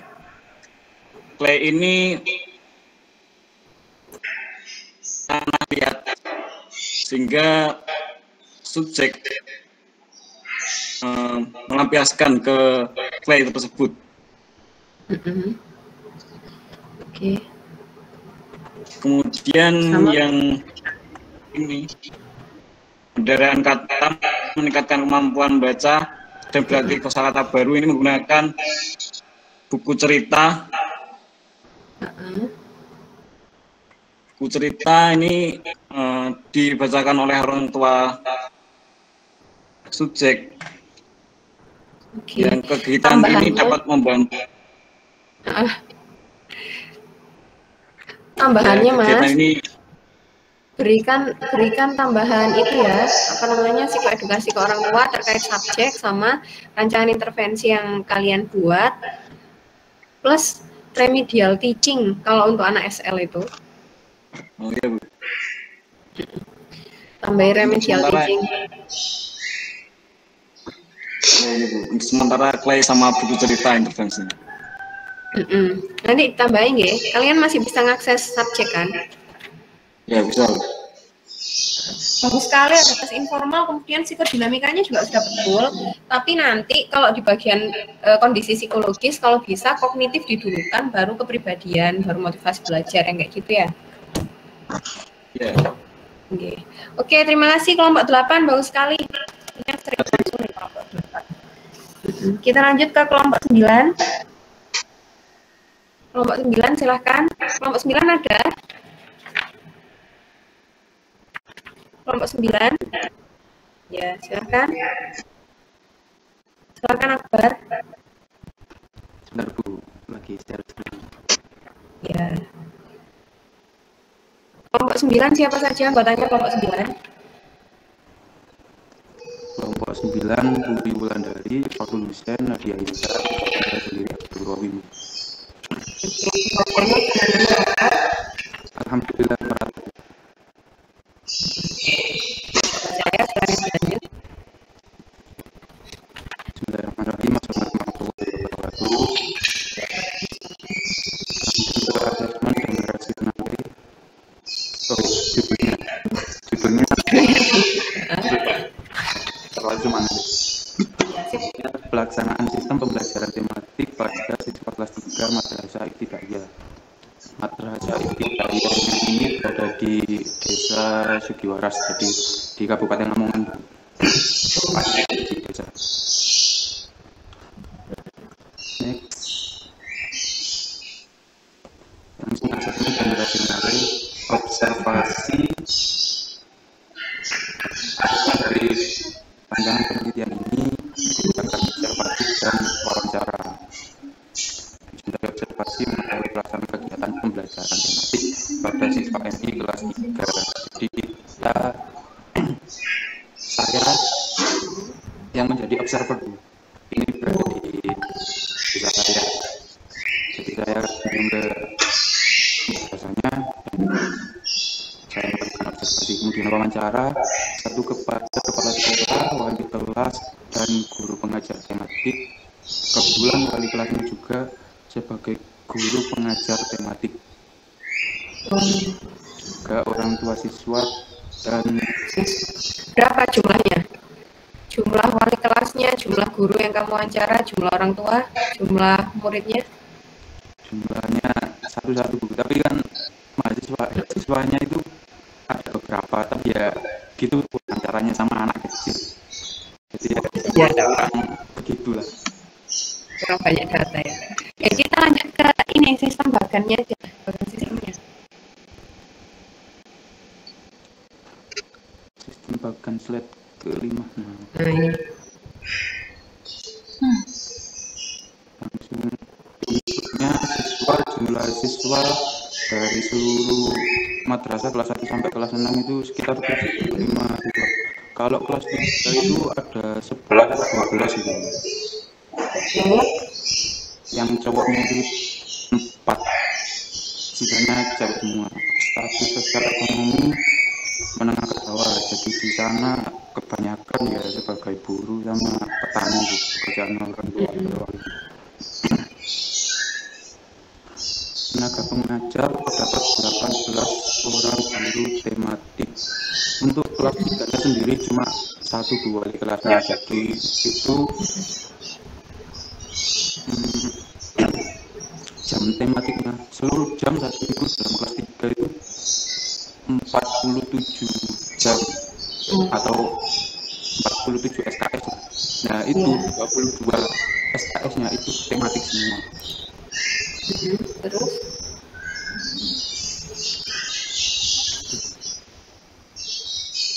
Di saya slide-nya kurang. Tidak apa-apa. Sambil saya mendengarkan penjelasan kamu. Kita lanjut ke ini. apa yang kamu rekomendasikan dari kelompok? Nah, kendalanya kan itu Bu. Di sini sempat terdampak juga sama kebijakan pemerintah tentang lockdown sekolah. Nah, itu beberapa minggu setelah kebijakan itu diputuskan, sekolah itu off selama beberapa minggu, 3 minggu atau berapa gitu. Nah, itu kan sekolah kelagapan juga kurikulumnya, berpengajaran, dan juga itu sempat pakai media grup WA, tapi ya namanya di desa, jadi kan bagaimanapun caranya ya dimasukkan saja. Terus sekolah mengambil kebijakan memasukkan bergilir, sekarang itu memotong jam per SKS-nya. Jadi sebelumnya 1 jam per SKS itu 35 menit, terus dipotong 15 menit menjadi 20 menit saja. Kemudian jadi kelas 1 sampai kelas 3 itu masuknya pagi sampai jam setengah 10. Sisanya setengah 10 sampai jam setengah 1 itu baru kelas 4 sampai kelas 6. Itu langsung intervensi dari kelompok kami. Mungkin itu Bu apa? Kompetensi guru lah. Dari wawancara juga kan di tematik ini kan K13 ini menggabung mata kuliah, mata pelajaran umum menjadi satu mata pelajaran tematik. Nah, kendalanya kan ada beberapa guru yang tidak kompeten pada mata pelajaran tersebut. Misal kalau guru KPSP 2006 matematika sendiri, bahasa Indonesia sendiri, dan itu dengan guru-guru yang berbeda, otomatis kan pelajaran dari matematika itu lebih mendalam. Misal kalau matematika perkalian, berarti kan kalau guru-guru yang kompeten itu bisa memberi cara atau metode yang bisa menggunakan perkalian cepat seperti itu. Terus guru bahasa Indonesia menjelaskan misal majas dengan lebih terperinci dengan contoh yang begitu variatif. Nah, kalau di tematik ini kan menuntut guru untuk mengerti semua pelajaran umum. Nah, kendalanya seperti itu. Jadi intervensinya mungkin, nah ini juga kurangnya pelatihan terhadap guru pengaku mata pelajaran tematik itu. Jadi rencana intervensinya memberikan rekomendasi ke sekolah untuk memberikan pelatihan gitu ya ke guru-guru. Ya Bu, sama mungkin itu kan masih apa ya, setengah daring setengah enggak karena cuma setengah. Nah, jadi itu mungkin bisa direkomendasikan apa ya, membuat pelatihan pengajaran media online atau efektifnya kuliah sekolah online untuk anak madrasah itu. Oke, terima kasih kelompok 9, bagus sekali. Detail asesmennya, kalau bisa model belajar yang dari grup WA-nya nanti ditambahi asesmennya pakai dokumentasi, kemudian di screenshotkan gitu loh, ini contohnya. Makanya itu butuh guru-guru itu berikan pelatihan terkait IT, kemudian terkait belajar yang menyenangkan, sama terkait pembelajaran tematik yang seperti itu ya. Ya. Oke, terima kasih kelompok 9, bagus sekali. Assalamualaikum. Waalaikumsalam warahmatullahi wabarakatuh. Kita lanjut ke kelompok terakhir. Yuk, kelompok terakhir, kelompok 10. Silakan kelompok 10. Kelompok 10 ada? Silakan. Vidinda.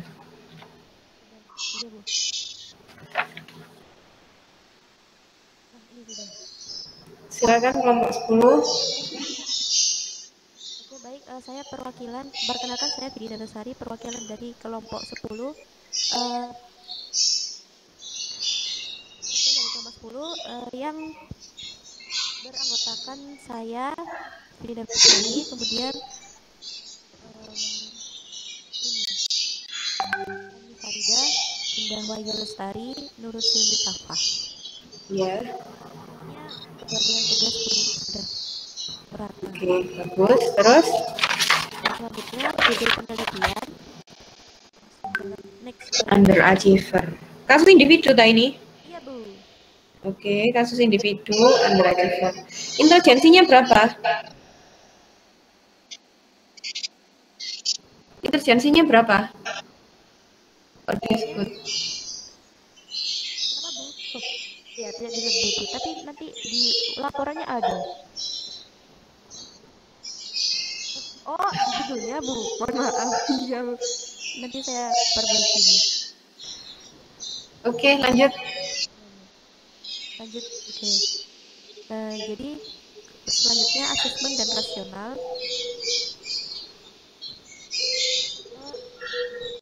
Sebelumnya saya gambarkan dulu apa namanya tentang subjeknya Bu. Usianya itu adalah MAA, usia dia adalah 5 tahun.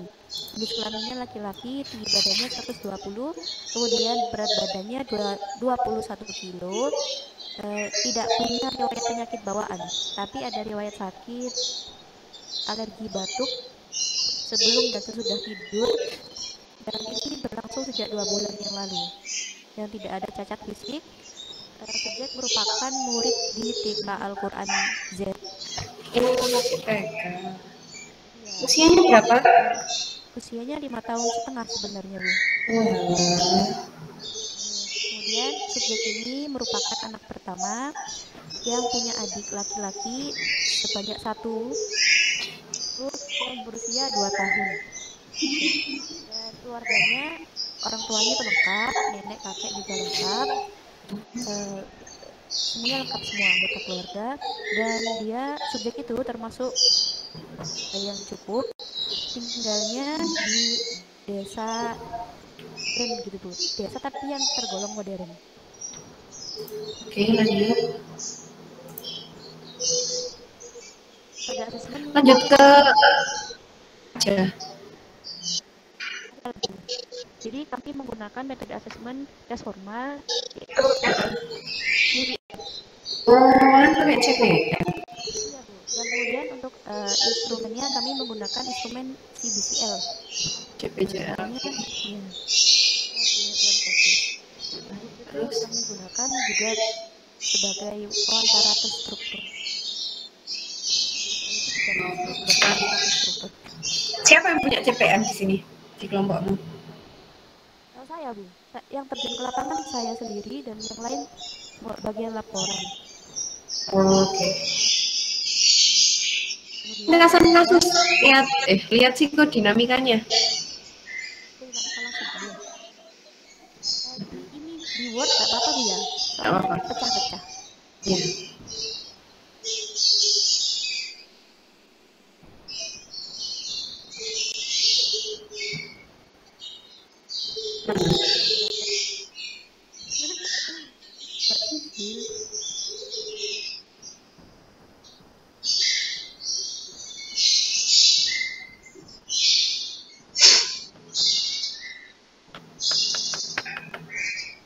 Mana di Word?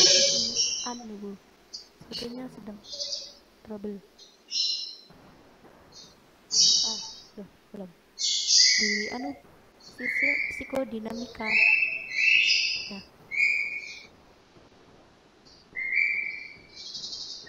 Ini dibacakan aja. Yang mana Bu? Maaf.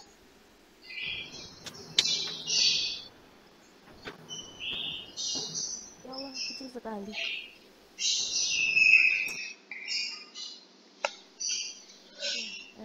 Lingkungan fisiknya itu banyak Bu sebenarnya kalau lingkungan fisik psikodinamika. Pokoknya lingkungan fisiknya itu tadi subjek itu tinggalnya di lingkungan desa yang cukup modern dan tidak ada masalah. Kemudian kondisi fisik dan biologisnya tadi sudah disebutkan, tinggi badan sekitar 120 dan juga 21 kilo. Kemudian lingkungan sosial dan budayanya ini Bu yang jadi fokus utama kita Bu. Di lingkungan sosial budayanya subjek ini ternyata pola asuhnya itu dia tergolong ketat Bu. Terlebih lagi sifat orangnya itu juga yang di bawah itu perfeksionis gitu. Terus kemudian apa ya, mendidik anaknya tuh kayak dengan tegas gitu loh, Bu. Itu orang tua itu ibunya. Kemudian ayahnya itu dia tuh pekerja keras, kemudian agak mudah untuk emosi gitu, Bu. Mudah marah. Itu sifat ayahnya. Dan juga dari sini, dari apa namanya, asesmen itu kami juga tahu bahwasanya si subjek itu ternyata ketakutan terbesarnya itu adalah di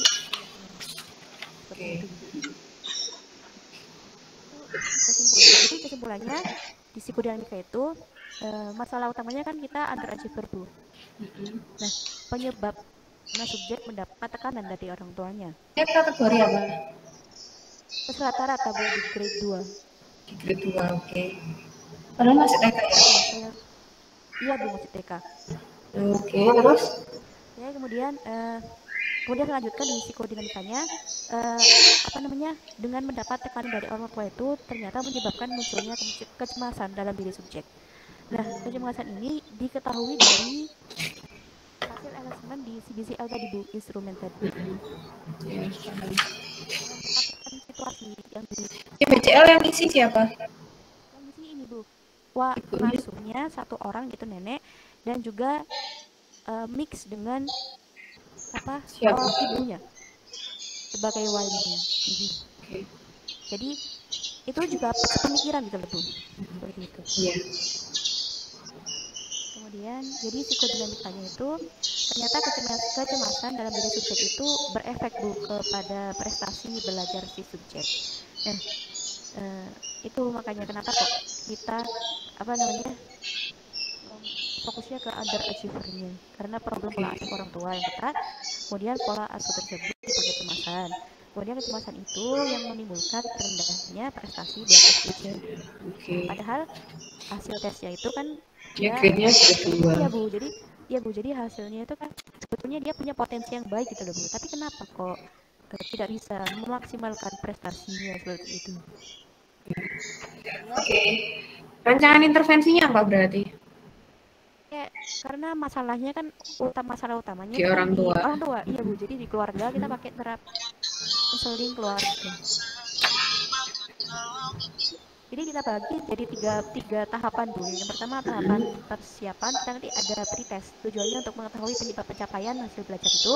Kemudian yang kedua memetakan dan membangun komitmen keterlibatan waktu dalam intervensi nanti. Nah, kemudian pelaksanaannya kita kan pakai metode family counseling. Nanti itu ditujukan untuk meningkatkan keterlibatan orang tua dan terhadap kestabilan emosi anak itu. Kan masalahnya kan di kecemasannya, Bu, jadi akarnya itu gitu. Oke, boleh. Ya, Bu, begitu. Terus kita juga untuk selanjutnya juga menambahkan modeling juga, Bu. Jadi modeling itu nanti boleh dilakukan oleh orang tua atau pokoknya yang sekiranya yang membuat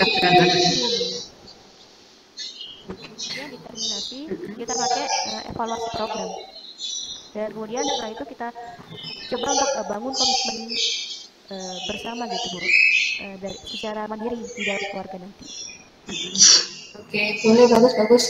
Terima kasih kelompok 10. Bagus sekali programnya. Nanti anaknya diajak komunikasi juga ya kalau sudah sama keluarganya, sama orang tuanya, biar mengalir emosi negatifnya yang selama ini bikin dia kecemasan kayak gitu. Oke, terima kasih, bagus sekali kelompok 10. Mari kita ucapkan sama-sama alhamdulillahirobbilalamin. Alhamdulillah. Sudah selesai semuanya, ngos-ngosan ya. Mohon maaf ya teman-teman, karena setelah ini sudah disuruh join di Meet lagi di kelas Q1. Saya mohon maaf apabila saya ada kesalahan, dan alhamdulillah semua kontribusinya bagus di setiap kelompok. Insya Allah nanti nilainya maksimal seperti itu ya. Semangat untuk menyelesaikan laporan, kurang lebih 2 mingguan lagi dikumpulkan. Jangan lupa nanti project kelasnya bikin buku ya dari makalah-makalah yang kalian buat, bikin kenang-kenangan. Nanti semuanya dapat materinya juga. Bagus sekali hari ini pembahasan kita. Yuk kita foto bareng yuk sebentar sebelum ditutup. Humairo bisa, Humairo bantu Screenshotkan. Ayo. Yang apa namanya belum on cam, di on kan kameranya. Oh, Mas Gayu mau seminar proposal. Yang PKL ketemu saya lagi. Monggo yang mau bimbingan atau skripsinya. Silahkan. Terima kasih ya teman-teman. Bu, tadi saya habis wawancara, mic-nya lupa kematikan sudah saya. Bagus banget. Bagus. Pasti tugas kalian banyak ya, Re? Alhamdulillah gitu. Iya, semester 6 ya. Luar biasa. Siapa yang mau tukar? Umairo bisa, Umairo? Gak ada jawaban. Mungkin siapa yang pakai laptop gitu, Ra? Saya di HP ini. Kau di HP. Sulhan. Bantu. Ya, Bu, saya bantu. Oke, terima kasih ya. Hitungan. Bisa tolong dihitung ya, Mas Sulhan. Ya, Bu. 1, 2, 3. Sekali lagi. 1, 2, 3. Mau sampai berapa kali? Sudah, doa aja. Oke, terima kasih banyak. Sulhan sudah dibantu, Humairo sudah dibantu, teman-teman semua kelompok 1 sampai kelompok 10. Saya ucapkan sekali lagi minal aizin wal faizin, mohon maaf lahir dan batin. Selamat Idul Fitri. Semua prosesnya yang sudah kalian lalui itu pasti banyak hal, banyak manfaat. Tenang saja teman-teman, kalau bersusah-susah dalam mencari ilmu itu pasti manfaatnya banyak, gitu ya. Kemudian kalian nanti sebagai calon orang tua, calon pendidik, jadi nggak mudah untuk melabel negatif anak kayak gitu loh. Jadi ketika dia mengalami kesulitan belajar, kita tahu asesmennya itu harus apa. Kemudian penegakan diagnosanya juga nggak langsung, jadi nggak asal label, dan kita fokus ke membuat rancangan intervensi supaya si subjek ini lebih positif, lebih adaptif, kemampuannya bisa dioptimalkan dan fokus pada kelebihannya. Seperti itu ya dari saya. Saya tutup. Wassalamualaikum warahmatullahi wabarakatuh. Waalaikumsalam warahmatullahi wabarakatuh. Terima kasih banyak ya. Saya izin lah. Ya.